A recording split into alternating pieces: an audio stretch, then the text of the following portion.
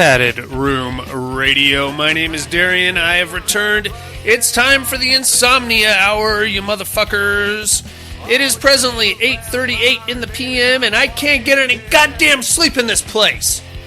I'm normally awake at this hour anyway, so let's not take that too personal. I've got to talk to you guys about a movie called Santa Jaws. For fuck's sake, man, Santa Jaws? Hear me out. I know what you're probably saying to yourself. All right, just fuck off already. Hear me out. I'm gonna break the whole goddamn thing down for you. It's actually worse than it sounds. Thank you guys so goddamn much for joining me on the Patreon feed. Those of you that have chosen to subscribe, I can't tell you how much that means to us here in the Padded Room. And if you're listening on the regular RSS feed and you're getting this episode for free, thank you too for checking this out and for hanging out with me tonight. I got a little Santa Jaws. So the story about Santa Jaws and why I'm doing this on both feeds is because Cowboy paid for the month of December, and he sent me the schedule at the beginning of the month, and it said a bunch of shit movies, and one of them was Santa Jaws. But then the shit movie that I did before Santa Jaws pissed both he and I off bad enough to a point to where he's like, you know what, skip Santa Jaws, dude. I'm sorry. Do High Tension, because that's actually a good show. So do that one instead. But unfortunately, I told everybody I was going to do Santa Jaws, so everybody wrote in last week wanting to hear what I had to say about Santa Jaws. So I didn't do Santa Jaws. I'm doing Santa Jaws right now, so there you go. All right, I'm sorry. Don't blame me. Blame Cowboy for changing his mind. And actually, we should thank Cowboy that I didn't have to do a whole episode on Santa Jaws, and I can just do the Insomnia Hour here for you now. Regardless, thank you anyway. Thank you all for listening and for choosing to subscribe to the Patreon page. Those of you that did, this episode's going to appear on both feeds, Patreon and Podbean, and wherever the hell else you're listening to this show. I don't know what you're doing. So without further ado, let's get into goddamn Santa Jaws, shall we? I'm going to find you a trailer here.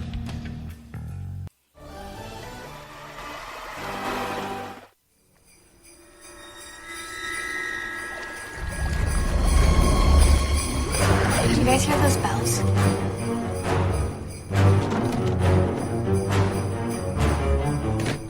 She's coming.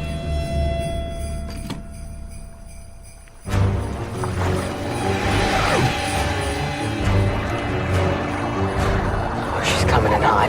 Get into position. Okay, we can do this, guys. Ready?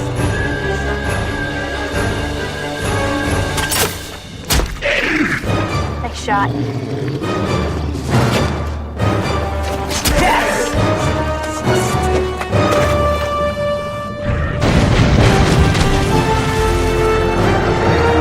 Quick, another push goes under! Oh, no.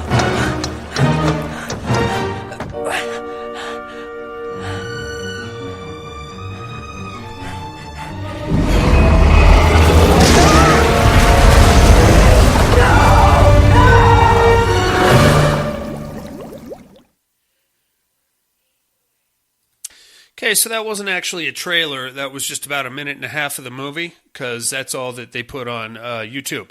Sorry about that. I can tell you whatever you need to know about this. I can tell you it's got 3.8 stars on IMDb. It's rated PG. It stars Reed Miller, Courtney Loren Cummings, and Jim Clark. What you got here, kids, is a sci-fi original. So if you haven't decided to change the channel yet, I'm going to tell you right now to go ahead and change a fucking channel, because this is not good. Now, here's the I have a number of issues with this movie. First one, I'm going to put this right out here. It's not a horror film. It's not. It's not even in the neighborhood of a horror film. There's very little that's actually frightening about this movie. It's a show. Okay. Now, I don't mind. I'm not a big shark movie kind of a dude, but I don't mind them. I'll check out a shark movie. Unfortunately, we have had an impacted colon full of these nonsensical CGI to the gills, no pun intended, shark movies over the last 10 years that have just been absolutely batshit crazy. And let's face it, they're absurd. And this is well into the realm of that. Now, I blame Sharknado, but I don't actually blame Sharknado. I blame the Discovery Channel and Shark Week, because the Discovery Channel is holding on by a fingernail to whatever ratings they can get, and they're banking it all on Shark Week, and then that somehow spiraled into Sharknado and the bukkake of sequels that we got to Sharknado, and are still getting, by the way. And what else you got? Ghost Shark, Sharkensaw Women's Prison Massacre, Sharktopus, Mecha Shark, dude. And now, ladies and gentlemen, Santa Jaws from 2018, you motherfuckers. So this is obviously going to fit within the realm of these absurd shark movies. Now, most of them fit into like an action comedy situation. I wouldn't call this one that either. I wouldn't call it horror. I wouldn't call it an action comedy. I wouldn't call it a Christmas movie, because despite the name, there is actually very little to do with Christmas or anything Christmas-like in this film. What I would call it is an after-school special, I guess, because I don't know what other category it would possibly fit into. Some people do get killed in it in very silly ways. The ending doesn't make a lick of sense, but what the fuck? It's a fucking movie about a Santa Claus shark. So let's just roll right into it, okay? So we're gonna start off on a pier, and we have like an evil Santa Claus abducting a hot chick, and her scarred up boyfriend is chasing him, trying to save the hot chick. Comes down to a big showdown on the pier. There's a shark circling the waters underneath the pier. Evil Santa gets tossed into the water and eaten by the shark, and the scarred up boyfriend makes out with his hottie girlfriend, who's been tied up with Christmas lights, which is a nice touch there. So that is, from there, we're going to cut to, like, that whole thing was a comic book written and drawn, rather well, mind you, by what I'm going to say is probably a 12-year-old kid. Okay? So that whole sequence there happened in his imagination. Those are made-up characters. Santa Claus is not an evil guy or a white trash. He was kind of a white trash Santa, too. But he put a pretty good beating on the boyfriend before he got kicked into the shark. And that's this kid's comic book that he drew and wrote and continues to draw. And he's hanging around a comic book shop a lot. He's a comic book dork. His name is Cody, and his best friend Steve is there also. Chubby Asian kid, also a comic book dork. Very cool. The owner of the comic book store is there too, whose name doesn't really matter. We're just going to call him Loser Comic Book Store Owner. So from there, it's kind of cool what's going on here, because you have these kids. They're trying to get put their own comics out. They're hanging with the comic book store owner. He's kind of like giving them tips and pointers, and sometimes he puts them on the rack for a day or two, I guess. I don't know how that works out. It's kind of creepy, really. But if I was an adult comic book store owner, I would expect that there would be a lot of kids hanging around, and I would have to there'd be a lot of cameras, not because I'm trying to peep any kids, but because I don't want anybody's parents coming at me like, my son said you touched his butt. Well, I've got it. I'm on camera here, and I did not touch your son's butt, weirdo. And I wouldn't be hanging with those kids at all after work hours, and probably not during work hours either. Anyway, so that whole Shark Santa Jaws sequence is a comic book drawn by Cody. And Cody then leaves the comic book store. There's supposed to be a big party there because apparently it's Christmas Eve. Now, problem number 2 that I have with this movie. Where the fuck are we? And what time of year is it exactly? Now, everybody in the movie is saying that it's Christmas. We're about to have a Christmas Eve thing. There's a Christmas party. Christmas parade is going on. All kinds of Christmas festivities. Okay, I'm with you so far. Now, that doesn't necessarily mean that there has to be a foot of snow on the ground, because as we saw in Jaws 4, tropical countries do have Christmas, and, you can go to the beach on Christmas and it'll still be Christmas. However, there's a problem here because one of the main characters, who is I'm going to call her a bimbo. She is a one-dimensional Instagram model, although they don't use the word Instagram. I think they call it InstaSnap or something like that. She spends the vast majority of the movie in a bikini splashing around in the water, while the rest of the characters are running around in ski parkas and Christmas sweaters. So, if it's Christmas in December, and I'm assuming this story takes place somewhere in the continental United States, it's going to be fucking cold. Half these people are acting like it's cold, the other half are acting like it's the middle of July. That's a bit of a thing. Now, I'm sorry, I know what you're saying. You're saying, Darian, stop thinking about it. It's a goddamn Santa Claus shark movie. These things stick out, man. They do. Now, it's a sci-fi original, and I wasn't expecting her to take her top off, but if she did, I would almost be angry at it. And she was not that attractive either. I'm going to tell you that right now. Anyway, back to the story. Cody goes home. He's getting ready for the family Christmas. His mom and dad are there. Very well-to-do family. Very Hallmark Channel-esque family. Mom and dad are there. They own a very successful restaurant. Grandfather is there, who looks like he could be Santa Claus, like with the big white beard and all that. Cody's older brother, Josh, is a bit of a sports douche. He seems all right for the most part, though.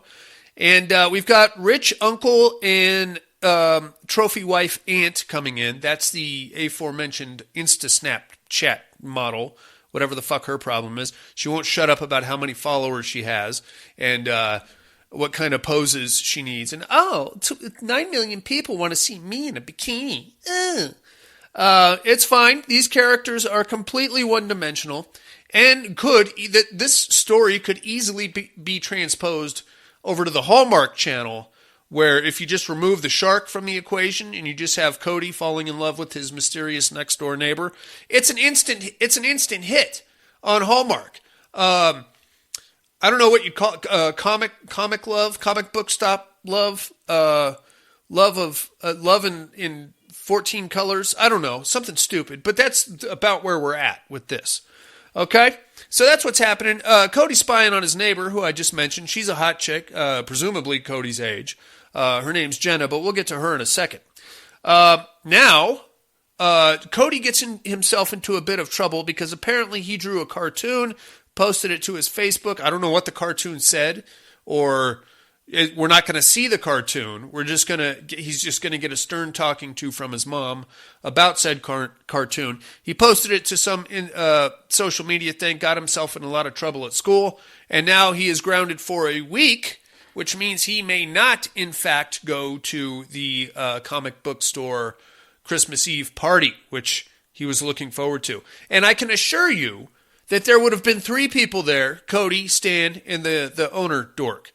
So he's pretty bent about that, so he pulls a full Kevin McAllister. He goes full Kevin McAllister on his family. I wish you all would just die. I hate you so goddamn much, you goddamn people. I just want to go to my freaking comic book store Christmas Eve party. And you said, no, I can't do that. Grrr! So he gets all pissed off and he goes up to his room. His grandpa shows up a couple hours later and gives him an early Christmas present, which is, are you ready for this? Are you ready for this? I bet you know what I'm about to say, because you're absolutely right. It's a magical pen. Huh? Yeah, it's a magical pen. And whatever you draw with the magical pen is going to come to life. So Cody, in his violent, turbulent 12-year-old rage, decides he's going to draw a comic book of his favorite comic book character, Santa Jaws.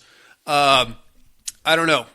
He just draws a picture of Santa Jaws, and thus Santa Jaws comes to life. And is now in the... See, I don't know where we're at with this, because there's like a pier in the movie, and there's a body of water around there. I mean, it can't be an ocean, because an alligator is going to pop up in this thing in a few minutes. So it's more of a swamp, I guess we just have to sign off on this for now. But if you're above the age of 12 and you're watching this, there are going to be some serious head-scratching moments here. And I'm sorry, I would love to turn my, quote unquote, turn my brain off for this, but I can't. I'm sorry, I can't. There's just too much bad stuff going on here. All right, anyway. So here comes, the next morning rolls around, here comes Grandpa, and he's waking Cody up, and he's like, hey man, we're gonna go to the fishing hole, and we're gonna do some early morning fishing. Cody's like, oh shit, it's early, and he's like, yeah. And Cody's like, sorry, dude, I'm grounded. And he's like, I'm ungrounding you. Come on, we're sneaking off. We're going to go do a grandfather and son fishing trip. So off they go to the quote-unquote fishing hole. Now, they're not on a boat.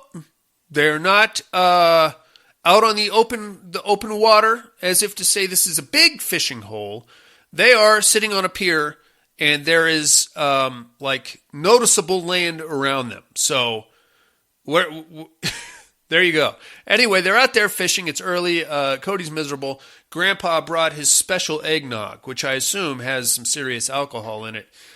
Cody accidentally knocks it into the water, which causes Santa Jaws to surface. Okay? Now, you know how in Jaws you get the boom, boom, boom, boom, and you know that's when the shark is coming? In this one, you get a do-do-do-do-do-do-do-do-do-do. Yeah,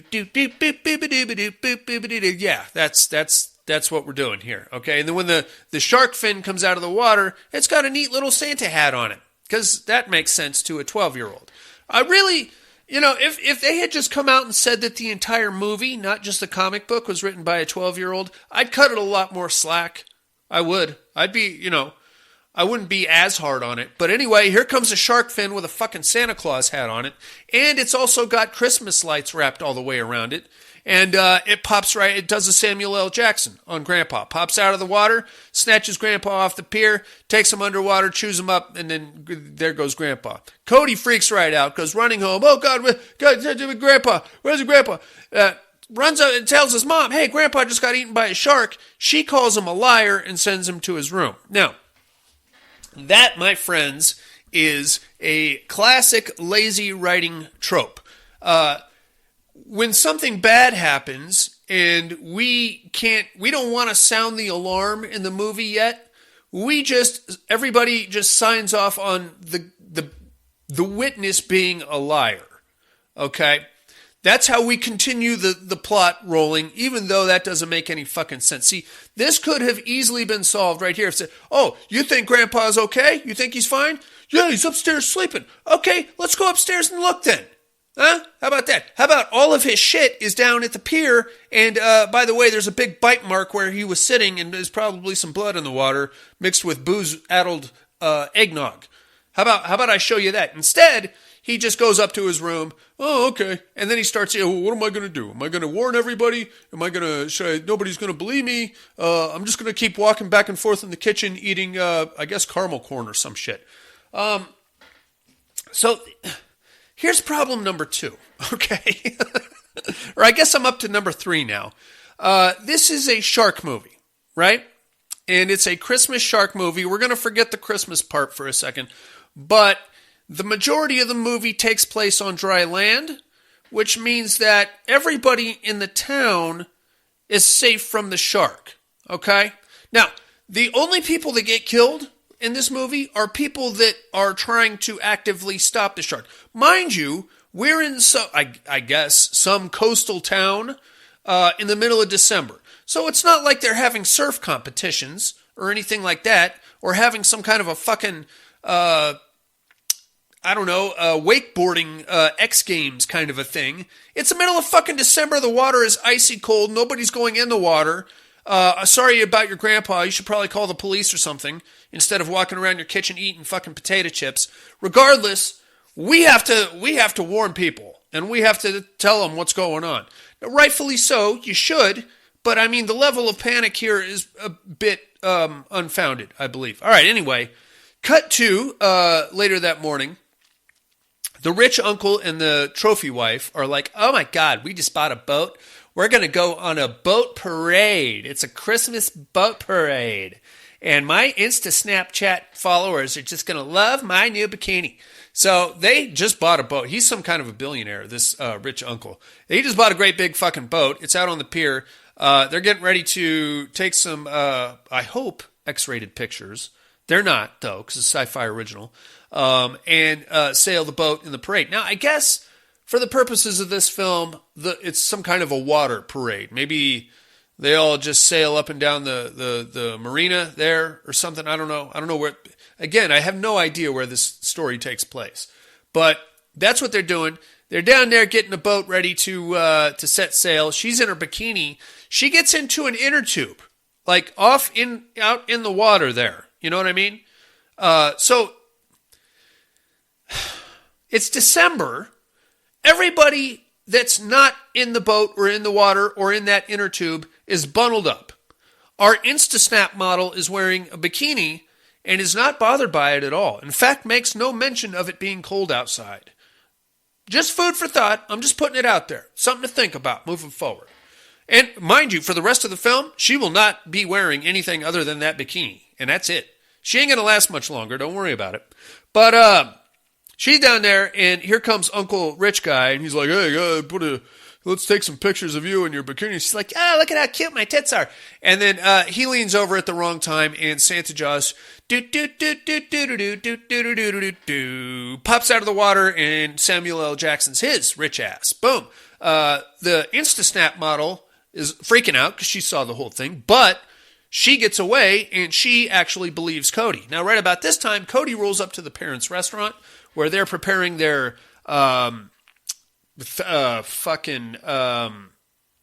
Christmas Eve. I guess it was some kind of not a party, but like a charity event where they got to get a bunch of turkeys together. And he's like, Mom, Dad, you need to listen to me. Grandpa got killed by a goddamn shark over there by the pier. And exactly at that moment, here comes InstaSnap model. Oh my God, my rich husband just got eaten by a shark off our own boat. It was so gross. Look at my tits. Oh. So now we have to take this somewhat seriously, right? We get a good description from Tits McGee over here. She says that the shark is wearing a Santa Claus hat, is wrapped in Christmas lights, and is followed by the sound of jingle bells. I'm going to continue to sing this little ditty every time I have to describe a shark attack in this stupid fucking movie. All right? Okay, now we have to take this a little more seriously because Grandpa's missing, Uncle Rich Guy is missing, and now we're going to cut down to the pier again, where a random dude dressed as an elf gets his legs bitten off. And he's like doing the hobble wobble down the pier as Steve, who's now showed up, and Cody are walking down the pier and like, oh my God. And then he also gets CGI Samuel L. Jackson. That's really the extent of the kills, is just the fucking animated shark jumping out of the water, snatching somebody off a pier, and then down the water they go. All right? That's what we're doing. That's where we're at. Now, the good news, though, is at this time, Tits McGee, Cody, Steve, and Josh, the older brother, all saw that one. And they can all now attest to the fact that there is, in fact, a shark. Mom and Dad have completely shut down. They're like, you guys are all kids. And even you, Tits McGee, you should, I don't know, you're like a kid. It's kind of even, the actress that played the InstaSnap model, I mean, she wasn't hideous. Just, I don't know, maybe she just wasn't for me. And she was a little long in the tooth, let's say. I would put her probably in her mid-40s. Maybe late 40s. I don't know. Anyway, they all saw it. They all saw the shark. They all saw the hat and the fucking Christmas lights around it. And that's when Cody comes to the realization, holy shit, that's Santa Jaws. That's the shark from my comic book. What the hell, man? So we now have to figure out how the hell it is that Santa Jaws has come to life. Now, first instinct is that it's got something to do with the comic book, right? Okay, so he left the Santa Jaws comic book with the comic book shop Dorcas there at the comic book shop the day before. So they all go hauling ass to the comic book store where the Dorcas is there and he's continuing to be an annoying prick. They're like, dude, where's that comic book I drew? There's some weird shit going on. He's like, oh, you mean the one with the Santa Claus shark? And like, yeah. You know your super hot neighbor that you're always like crushing on? She came in here. She's a pretty cool chick. She's into comics, so I gave it to her. They're like, what? Oh, no. Because this is like Cody's kryptonite, right? He can't be talking to hot chicks. He's 12 years old. He's going to piss himself and then feverishly masturbate to the memory of it later. So, off they go to Jenna's house. Cody has to put on his best Mac Daddy routine to try to get the comic book back. But before they leave the comic book shop, they're trying to do some deductive reasoning on how this might have happened. And that's when Cody recalls the magic pen. Oh, it's a magic pen. It brings sharks to life and turns you into Kevin McAllister, but in a very stupid way. You drew a magic shark with your magic pen. Now it's killing all your family, Cody. That's what they figure out. Okay, we need the comic book and we need the magic pen. The magic pen is back at Cody's house. Go get the pen. Or actually, they had the pen with them and they left it at the comic book store on accident. So they go get the comic book. Cody has to talk to the mildly attractive neighbor, who is also 12 years old, or is at least playing a 12-year-old, who is some kind of a triathlete track star, by the way, and is fluent in German, and is somehow able to fire a medieval crossbow with deadly precision, and train the other guys on how to do it, because she's okay. All right. See, this is called lazy writing, my friends. This is called, I was paid $1,500 and given a weekend to come up with a Santa Claus shark movie, and this is what you fucking get. Okay? So, not that I'm bitter about this. So from there, they grab the hot chick, Jenna. She's like, oh, yeah, I really like that comic book, but I think I left it in my dad's boat. Let's go get it. It's like a 12-minute jog. So they all go jogging down to her dad's boat. They get the comic book. Very cool. They're flipping through it. He never wrote an ending to the comic book is the problem. So that's why, I don't know, that has something to do with, but he's like, how does the comic book end? I don't know. I haven't written it yet. Okay, well, can you blow up Santa Jaws? No, she's made out of Teflon steel or some shit. So, okay, well, it doesn't really matter because we got to get the magic pen back from the comic book Dorcas, and then maybe we can find a way to, like, draw X's over her eyes and have her go tits up on the beach there. So that's the plan. They go back to the comic book store where the comic book dork overheard all of the talk about the magic pen and has drawn himself a super hot Russian girlfriend, about $1 million in unmarked bills, a hot rod, and I think that was about it, really. And this is when we learn that the inscription on the pen is in German. And wouldn't you know it, wouldn't you fucking know it, Jenna, the ultra-hot neighbor, is fluent in German at the age of 12. And she flawlessly translates the inscription. I don't remember what the fuck it said. Something about wishes coming true. It doesn't fucking matter, but it's a magic pen, and that's all you need to know. So that's very exciting. They get the pen back. They get the comic book back. They go running back to the restaurant. Now, at this point, Cody's parents are a bit concerned because they can't find Cody or Josh or any of the other kids, and that's what's going on. So Cody and the other guys have stumbled upon a cache of explosives. A considerable amount of, I guess it was dynamite or possibly C4, thermite, I don't know. This is explained because Grandpa hunts boars. Now, I know some dudes that actually hunt wild pigs, and I can assure you, my friends, that there are not any explosives being used. They use dogs and spears, and it's quite a sight to behold. I'll tell you that. It's not something I want to see, but they're a bit of an invasive species. That's neither here nor there.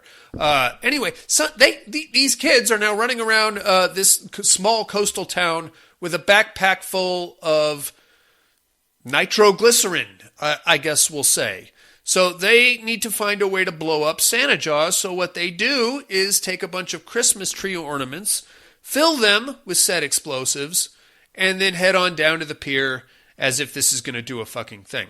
So they get down there. It's all well and good. Here comes Santa Jaws. Do do do do do do do do do do do boo. Boo boo boo boo. And here comes the fin out of the water. They start throwing their Christmas explosives. And boom, boom, boom. But they all miss. One guy drops one of his explosives, reaches down to get it, and out comes Santa Jaws. Right down Santa Jaws Lane. I'm sorry. I am sorry. It's Steve. It's Steve, the token Asian fat kid. He gets snatched right up off the pier, same way as the other guys does, and then blows up because the explosives down there. So that's pretty gnarly.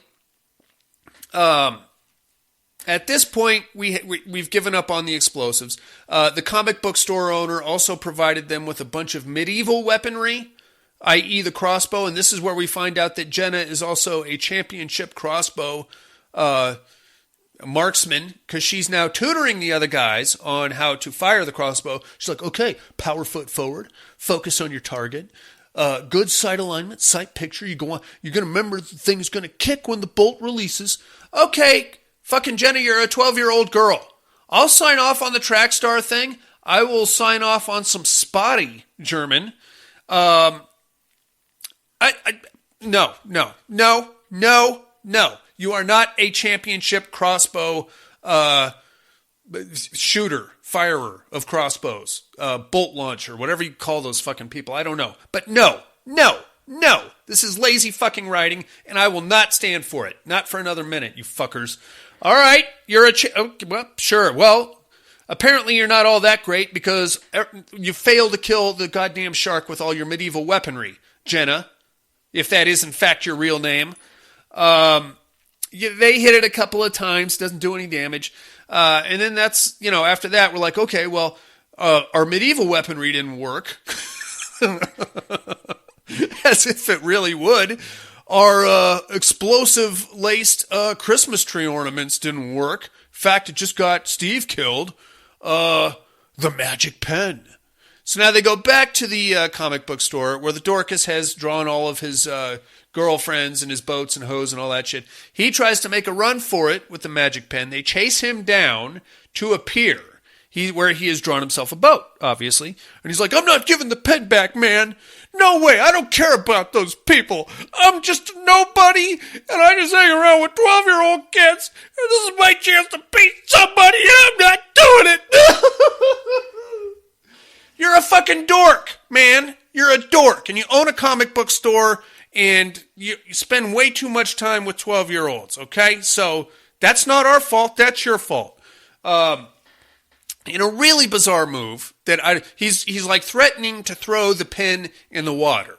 And I guess if that happens, then we're all fucked because then Cody can't finish the comic book, and then the fucking thing gets to just wreak havoc on everybody. In a really weird move, Jenna does like a weird diving tackle situation. I don't know what she was going for. Just out of nowhere, everybody's like, hey, Dorcas, just relax, okay? Just give us the pen. Everything's cool. Jenna comes flying over the line like Troy Polamalu and tries to snatch the pen out of his hand. Like a jackass, both of them go in the water, and here comes the shark. Boo, boo, boo, boo, doo, boo, boo, doo, doo, boo. They both get eaten. Jenna and the Dorcas, right before Jenna gets eaten, she flicks the pen up at Cody, and he catches it. Good for him. So at this point in the film, we're just down to Cody and Josh, okay? That's it. Oh, I should mention also that the Instasnap model died, but she did manage to gouge one of the eyes out with a candy cane. She went the same way as Samuel L. Jackson, just like everybody else in this fucking movie. So really, we're down to Cody and Josh and their parents, who are now driving around the town threatening people at gunpoint. Okay? Now, sharks are scary enough, sure. But weird, misguided parents that think their child has been abducted with firearms? Not only firearms, but I can identify that particular firearm. That was an M1 Garand. It fires a 7.56 round, I believe. 7.62 round, which is enough to put a pretty good entry size wound in you and blow a manhole cover out of the back of you. Okay, and there's point blank range with this fucking thing. These people need to have CPS called on them. And really, every adult in this movie should just be shoved into a moving thresher blade, as far as I'm concerned. And the writer and the director also. All right, that's where we're at. So that's what's happening. About this time, we managed to reconvene at the restaurant. And they're like, oh, God, what are we going to do? It got the Instant Snap, and it got the Dorcas at the store, and Jenna, and Steve. They got everybody, man. So Josh is like, dude, just draw the shark dying. So he's like, oh, yeah, perfect idea. So he draws a giant goddamn candy cane falling out of the sky and impaling the shark. Unfortunately, because of some asinine rule that the writers made up, Josh can't kill it that way. And he explains it. Basically, they said it's his creation and it has to, I don't know. It didn't make any fucking sense. None of this movie makes sense, man. Fuck. All right. Now, instead of having Santa Jaws, we now have Santa Rhino Jaws, because it now has a giant candy cane horn sticking out of its head. All right? So, as if things couldn't get any dumber, what we decided to do at this point is dismantle a park bench. Okay? Mom and Dad are now involved in this. They're going to dismantle a park bench, and using items that I suppose you would find in a restaurant, they're going to rig up a turkey catapult to save the fucking day. A turkey catapult. What are you going to do with a turkey catapult? Well, I'll tell you. You're going to take these turkeys. You're going to load them up. They got like 3 turkeys there because they were going to make the big fucking Christmas Eve dinner. And you're going to load them up with what's left of Grandpa's mysterious C4 explosives. And then you're going to fire the turkeys at the shark and hope that it eats the turkey. One of them, at least, eats the turkey. And then what you got to do is you got to shoot the turkey while it's in the mouth of the shark. Okay? Now, I don't understand how this makes sense, because you just fabricated a giant harpoon-like candy cane falling from the sky and impaling this fucking thing through the head, and it's still coming at you. What makes you think that the exploding turkey trick is going to do any difference? I don't know. I have no idea. But that's what we're going with. Now, something to note here, the turkey catapult, as it's called, or whatever you want to refer to it as, is never actually seen in the film, okay? What you do get to see is them taking apart a park bench, and then like a lot of knots being tied, and a lot of like a hand crank kind of a situation. And then from there, it's just fully cooked flying turkeys with fistfuls of explosives shoved into their rectums. So here comes the shark. Fire 1! Shark actually dodges the turkey. Okay? It says, no can do with that turkey. Okay, load up another turkey. Fire 2! This one actually hits the shark. He's not interested. She's not interested, I guess. It's kind of hits the fin, bounces off. Oh, shit. Okay, we got 1 turkey left. Fire 3! At this point, the goddamn turkey catapult, fails to launch or something. And instead of shooting the turkey, it just kind of drops it in front of it. So Josh, being the stud athlete that he is, runs down there and says, I'm going to do a football pass on this turkey. I'm going to score one in the end zone. So he reaches down, grabs the turkey. Out comes Santa Jaws. Samuel L. Jackson's his ass right down into the water. Well, shit. Well, actually, this time it kind of impales him, because now he's got like a rhino horn, a candy cane rhino horn on him. So Dad runs down there. He's like, Josh, no! He jumps in the water. No, Josh, no, where are you? And then he gets snatched by Santa Jaws. And because we want to end this movie as quickly as we can, we're already at like the hour and 20-minute mark at this point. Mom just goes, you know what? I'm going down there. So she goes down there. Cody drops his magical pen, right? She goes down there to get it. She gets Samuel L. Jackson. Cody is now the only one alive. So he's like, oh, God damn it. You fucking this is stupid. So he takes the pen and here... Oh, God, man. I don't know how these movies get made. I don't understand it. I don't know how somebody writes this and then says, I've got a hit here. I don't understand how that part happens. I don't understand how somebody reads that script and says, write this guy a check for a couple $1 million because we've got a hit on our hands. I don't understand that part. I don't understand how the director of the film says, I'm going to shoot this movie, and it's going to have my artistic stamp on it. I don't understand. I don't understand any of this, but I'm not in the film industry, and that's probably why. Anyway, at this point, Cody has himself an epiphany. He is now an orphan and does not have a hot neighbor or a stud older brother or a sidekick comic book chubby best friend. So he says, you know what, just never mind. He goes out into the parking lot where he burns the Santa Jaws comic book and then immediately wakes up in bed the next morning, and none of this has happened. It was all a dream. It's a Christmas miracle, everybody. Cody's not mad at the world anymore because he had a dream about a killer Santa Claus shark that ate his whole family. Oh, fuck you. I can't, man. I can't do it. That's it. That's it, inmates. That's all. That's Santa Jaws. It was all a dream. Now, I will simply say that this movie was not for me. It's not a horror movie. It's not a Christmas movie. I wouldn't really call it an action movie. There are some scenes that I think were supposed to be funny. They didn't really hit for me, though. I would call this would be a good one that you could possibly watch with your kids.